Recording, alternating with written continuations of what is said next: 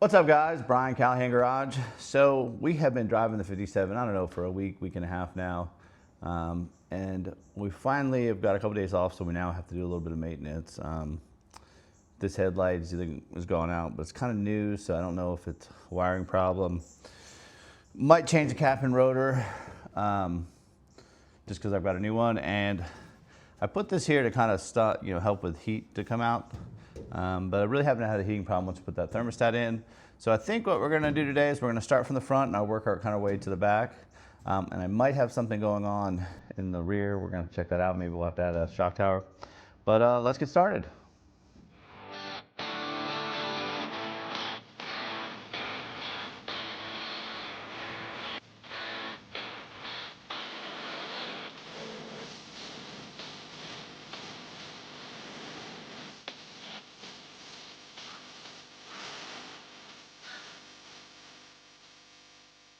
Alright, so you guys can see the light's not working. Now I've had it on high beam and low beam, which it's not working on either one. It did start where the low beam stopped working, but only the high beam was working. So most likely the bulb has actually gone out, but I think what we'll do, let me pull this off. Let's go ahead and look at our power probe and then we'll kind of figure out what we got. I always take these off from them.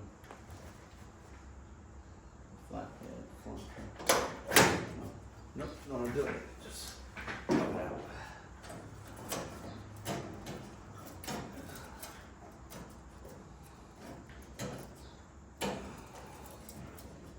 You guys haven't noticed, we kind of cleaned the shop up a little bit, move stuff around. Funny story. I was looking for a key for our next car we're going to start working on, and I knew I left it on my table. I couldn't find it. I couldn't find it anywhere. But so I started going through all my drawers in the house, my closet. I started moving everything around, and when I moved my table, which had nothing on it except for the grinder, it was underneath the bench grinder. So, all right. So let's see. Do we have power on here? Got power there.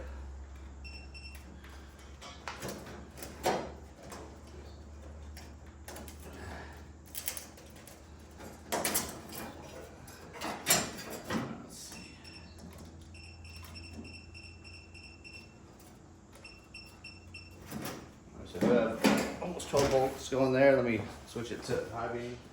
Alright, so now let's just double check, and what we'll do is we'll put this on the ground. Oh, wrong way. Yep, we got a bad light. Pop this out.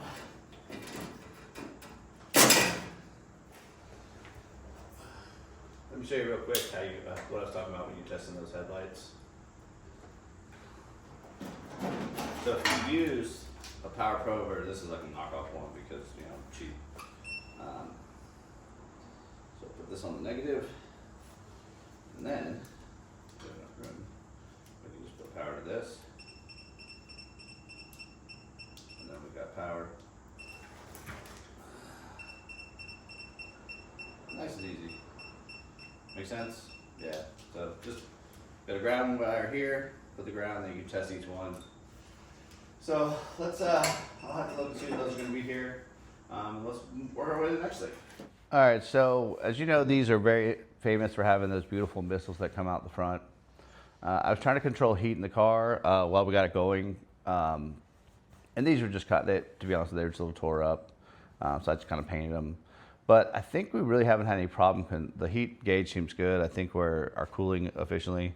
So I think what we'll do is we'll go ahead and put these missiles back in, and I'll show you how they work. So, and they'll slide in like that. So this one's probably gonna go on the other side, but we have to add the little mounting plate. Let's see if it fits better over there. Oh yeah.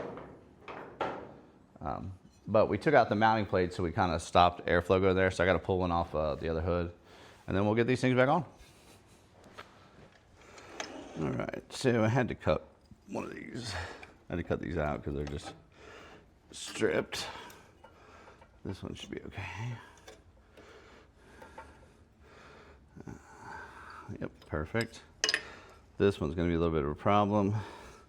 See if we can get this one in there.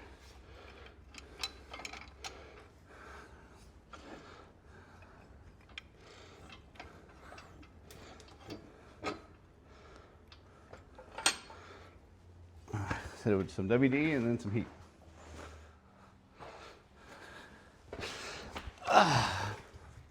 So these are the little clips that actually hold the back piece in, and I purposely kept the other ones. I took off the other hood, but I can't find them because I reorganized my shop so I could find that key, and yeah, that's why we're here.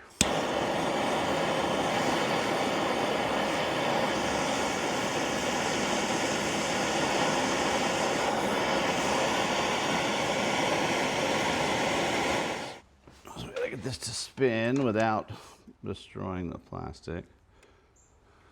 Oh, there we go.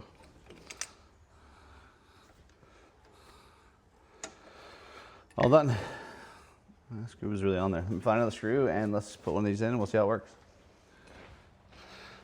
All right, so let me show you how you install these. So went ahead and installed this piece. Everything, we kind of loosely fit it all because you don't want to go too crazy. Just kind of slide in there so we get everything kind of lined up. And then what actually ties it all together will be this. And it kind of look like that. The problem we have though, if you look, we're missing a nut, so we might need to go ahead and switch those to a bolt. All right, so I found a bolt. So let's get this.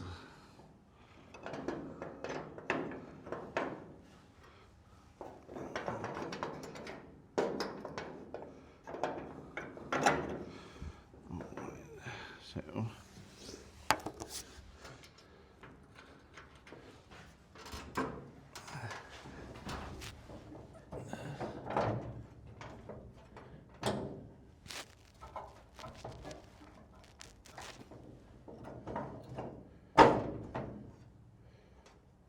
A whole lot of time.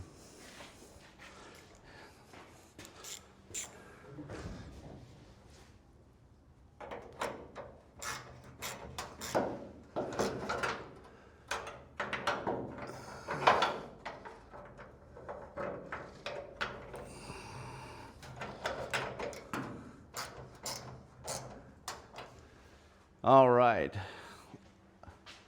I've made a mistake. So if you notice that this is off-centered, that means we're using the wrong part there. Because that should be matching the line. Let me grab the other one and see what it looks like over there. Yeah, so let's see if we can see it at that angle, but so you see how they're kind of off? They should be sitting more like this. So, not a big deal. We just need to change the cups around and do a little bit more work on them, but I'll do that off camera and then I'll show you guys the end. All right, so yeah, so there's definitely a left and a right side. See how that kind of lines straight up and down? And this one does as well. I would suggest if you're reinstalling old ones like I am, just go up to the hardware store and just get all new hardware. I would have done that if I had some time, and I still might do that if I go out today. I'll just get some new hardware, but they're on there pretty good. All right, guys, it's the next day. I'm waiting on the headlights and some other things. I did pull the seat out last night just so we got to wire up that little subwoofer I have underneath the seat. But one of the problems that we're having is this car at kind of idling speed, which is like 2,000 RPM sometimes it shutters, or at low speed it shutters. So what I'm thinking is we need to pull this cap off, go ahead and check. Well, we're gonna check the cap, but then we're also gonna check the springs. Now the issue is, if you look real close, we've got this, we have this windshield wiper motor kind of in the way. I'm gonna see if we can just kind of without it, just see if we can slide that off. I have a feeling we're not gonna be able to, so we'll probably have to actually remove that. But we'll give it a shot and then we'll see what we're looking at. All right, so I got the new cap and rotor.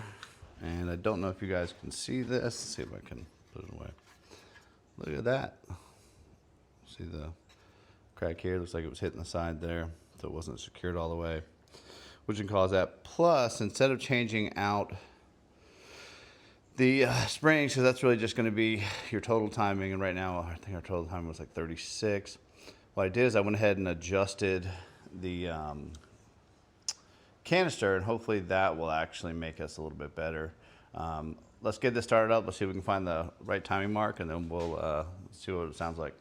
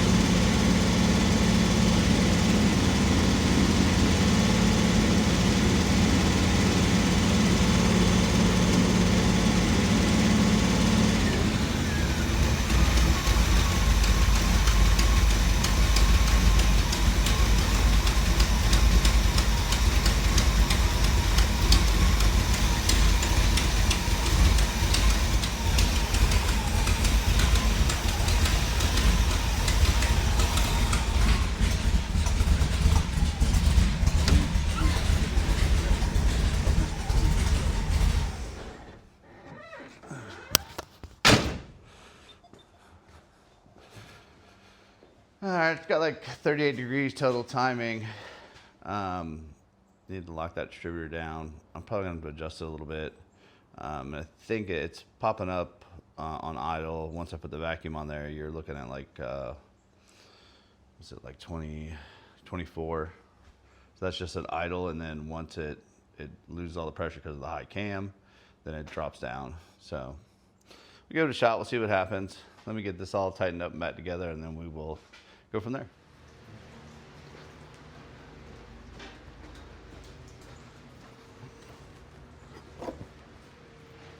Well, what's up, guys? Brian, Callahan Garage. Do you know when something small turned into something big? So the other day when I was driving home, you guys heard me talk about I had a noise when I hit the brakes. Well, apparently 30-year-old pads, and I'll get a little closer, you can see it, 30-year-old pads don't hang on. So that happened. We replaced that already, didn't shoot a video of it. All right, guys, so we are back in the shop just finishing up the last few little things that we've broken. So the noise I thought I heard coming from the side of the vehicle was actually the seatbelt. It slid out the passenger door and I didn't notice it. So we had to replace that. More junk. The other thing we got to do is, I'm going to show you guys real quick, is we actually have a small gas leak. basically I used a rubber gasket on the gas tank, so we're going to need to replace that. The other noise we heard was actually the shock rubbers had kind of worn out, and we actually had a relocation bar for that, but it didn't fit. Go figure, I bought the wrong one. So it is, we went ahead and replaced it with like a more robust grommet. So let me show you real quick what we got, and then we'll go from there. All right, I'm trying to light this up the best way I know how. So that's basically the sending unit. And if you notice, it's kind of clean. I'll take the light off just a little bit. You notice how it's kind of clean all the way around in here. That's because we had a little bit of gas leaking. We did actually pull this gas tank out to make sure it wasn't something on the top. So I need to actually put a new gasket in there. And I got a cork one, which I don't normally use, but apparently that's what you got to use. As for the, as for the shock tower mounts, well, those have actually been reinforced at some point, but the problem with that is they didn't really do a good job welding, so it eats away the grommet. So we're going to order the right shock, relocation bar, and then we will get to that and replace that at some point. Let's get this finished, and then we'll change the oil, and then we'll be ready to drive this thing back to work.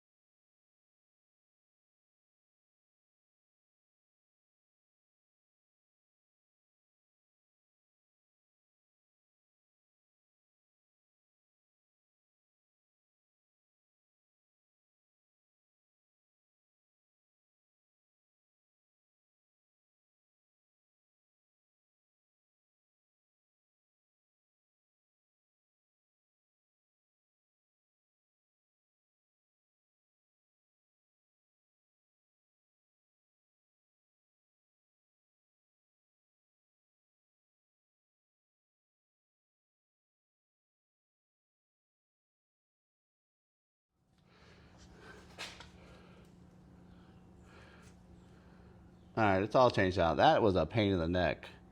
A lot easier doing the tanks out of the car. Hopefully that float's still attached. It's kind of wanting to fall off when you put it in there, but we'll know here real quick when we go ahead and check the fuel level. So let's get on to changing the oil, and that's it. All right, guys, well, I think that'll be the end of our video. I see why it was leaking, so this is ripped. And also, these have a little dimple in them. I probably got the dimple in the wrong spot. The gas gauge works, but it worked before. That thing was really hard to get in there. Let's go over what we did. So, updated headlights. Even got the blinkers working. We had a little wire short in the back, so we had to fix the brake lights. We got brake lights. We fixed the rear shoes because they delaminated themselves. And we went ahead and put new grommets in the back because we really do need to do a relocation bar at some point. And change oil. Oil didn't look too bad, to be honest with you. I don't have a cutter anymore to cut open things, but the car's starting to really run good. I think that new cap has definitely helped. So we'll, it's been over a couple days, and I have driven it around to kind of get a feel. It is running a lot better. But we'll get back to continuously driving this to work. And we'll see. I mean, after about 500-600 miles, I mean, this thing really is starting to impress me. The gas mileage sucks, but it's a big block. It's about 10 to 12 miles per gallon. I think when we get the 5-speed in here, that'll definitely make a difference. But, that's kind of where we're at. So thank y'all so much for watching. If you like what we do, please make sure you like and subscribe. And let's keep driving it, see what happens.